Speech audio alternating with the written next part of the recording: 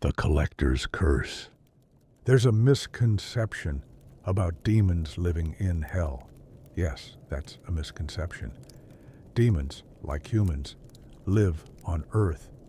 They don't exist in a different dimension either. Demons inhabit the same plane as humans. They shop at the same stores you do. You might even follow them on Instagram. In this country, there are more demons than immigrants, dear listener. They even participate in politics and can vote.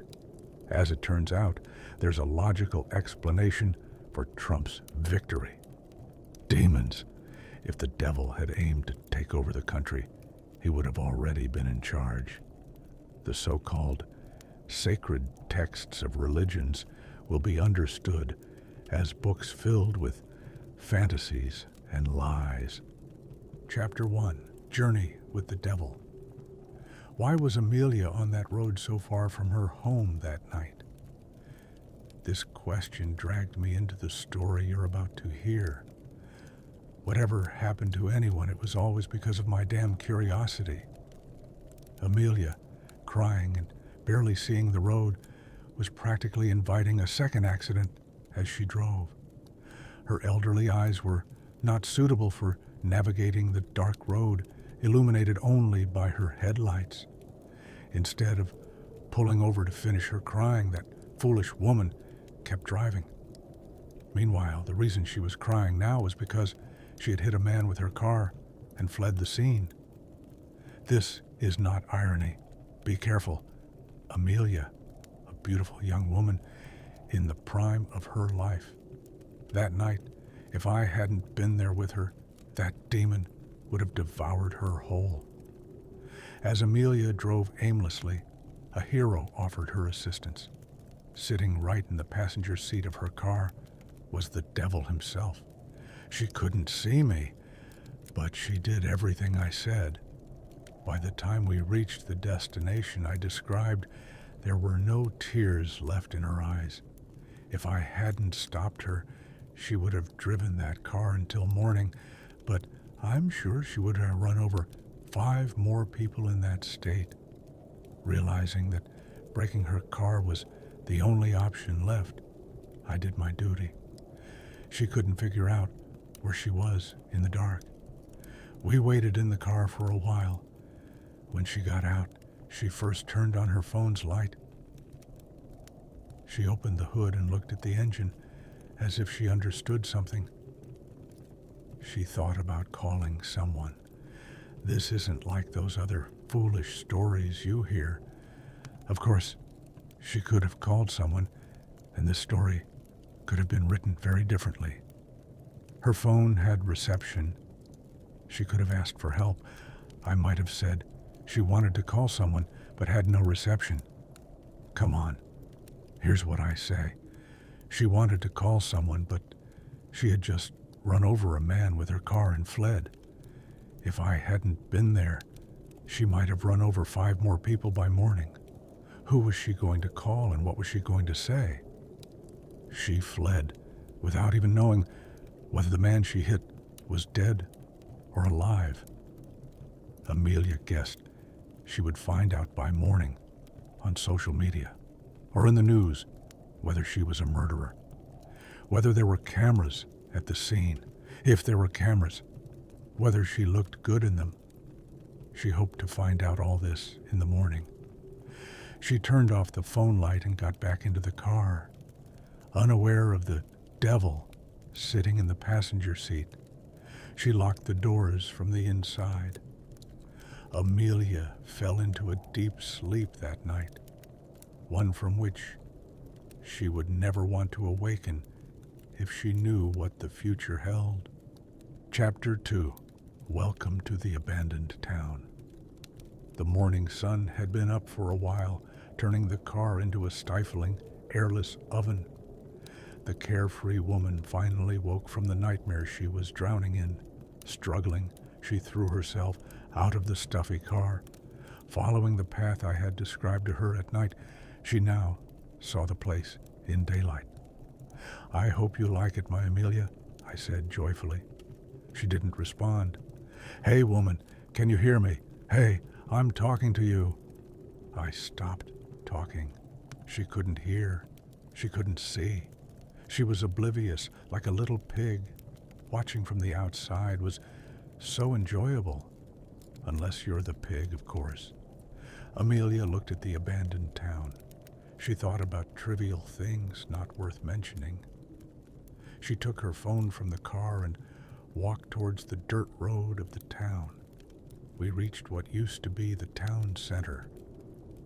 Amelia headed towards a place with comfy chairs that seemed to have served as a cafe restaurant. She sat down and gathered her courage to turn on her phone. After some more trivial thoughts, she finally managed to turn it on. She checked the local newspaper and news from the place where she had hit the man. Nothing. Finally, she logged into X and saw it there. Amelia hadn't killed the man as she had thought. Amelia had killed a pregnant woman and her unborn baby. Reading this, she threw herself to the ground and started hitting her head, crying. I neither picked her up nor calmed her down. While waiting for Amelia to cry and calm down, I ordered myself a coffee. Isn't this an abandoned place? Don't ask how I can order coffee now. Let the devil have his perks. This is one of my favorite haunted towns. Plus, Petunia's place is quite popular around here, and Petunia makes a great coffee. I hope you find your way to this ghost town one day. Thank you, my Petunia. Now disappear, I'm trying to tell a story. Don't stand over me like a fool. Look at the madness of this scene. A killer smacking herself on the ground, a ghost bringing coffee like a fool, and a devil sipping coffee and trying to narrate a story with all his wisdom. And not to mention, in the back, the ghost of an old serial killer, rocking madly. My God, if you exist, protect my mind. Amelia cried on the ground until the evening. She stopped when she got tired, then cried some more. When it seemed like enough time had passed that it wouldn't make Amelia cry anymore, it was evening. I'm getting excited as I feel where the story is heading. Wonderful. As night fell, the abandoned town began to look different from how it appeared in the morning to Amelia. It seemed more eerie and sinister. She hadn't noticed yesterday, but the sounds of nature were also terrifying. If only she could see what I'm seeing right now, and she will. Chapter 3. Is Amelia a murderer? Amelia needed to make a decision. She couldn't stay here forever, could she? Or could she? These and many other thoughts crossed her mind, but surrendering, admitting her guilt, these were not in her thoughts yet. Amelia was waiting for the evening news. She had patiently distracted herself by crying until the evening. Maybe, she thought, maybe the hit-and-run car hadn't been seen by anyone. Maybe it hadn't been caught on any cameras.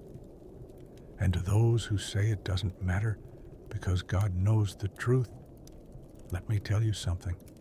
You're all fools. Until the time came, Amelia decided to explore the abandoned town in the moonlight.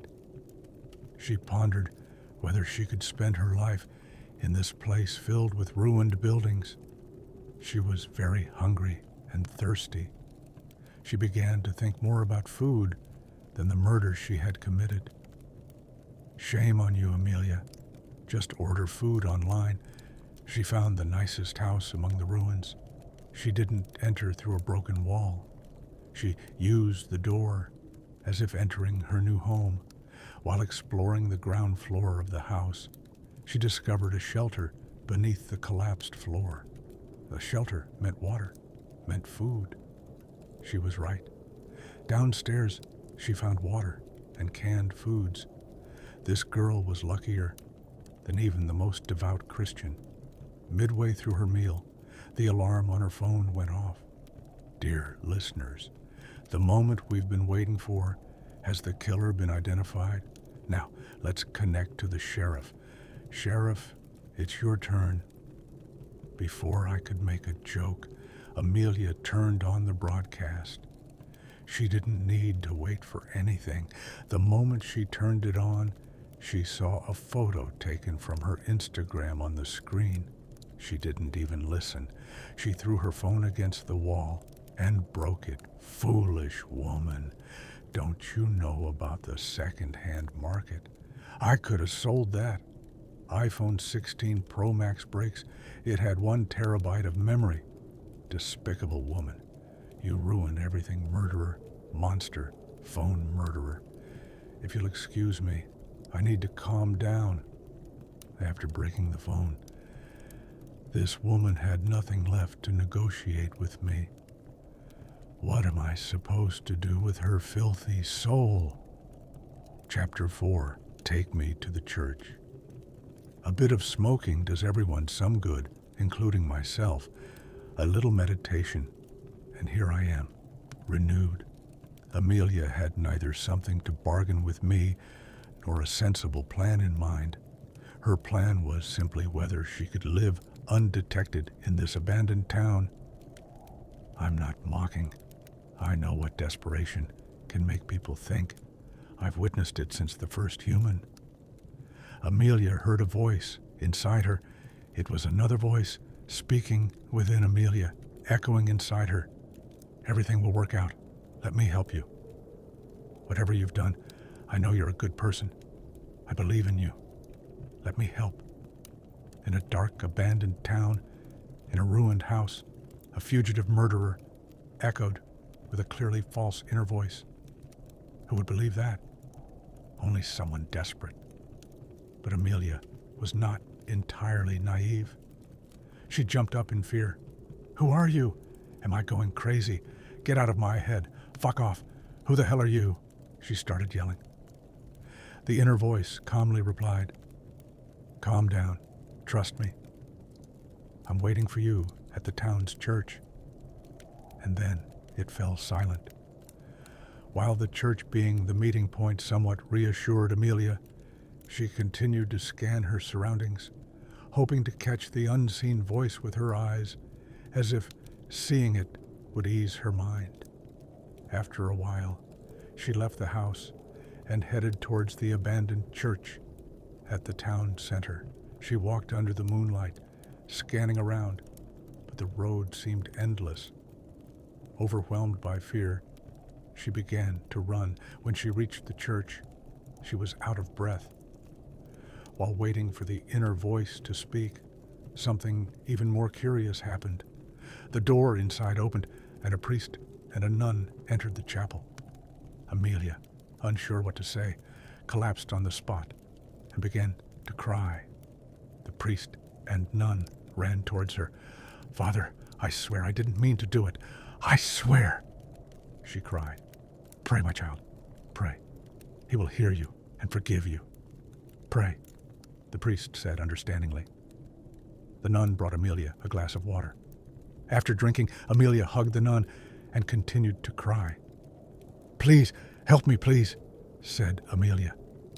The nun looked at her sadly and stroked her hair, which somewhat calmed Amelia. At that moment, she never thought to ask what these people were doing in this abandoned town, in this ruined church. To be continued. But the story doesn't end here. No. The real fun is just beginning. I'm a complete scoundrel. You can come to hell for the continuation of the story, or wait for it to be published.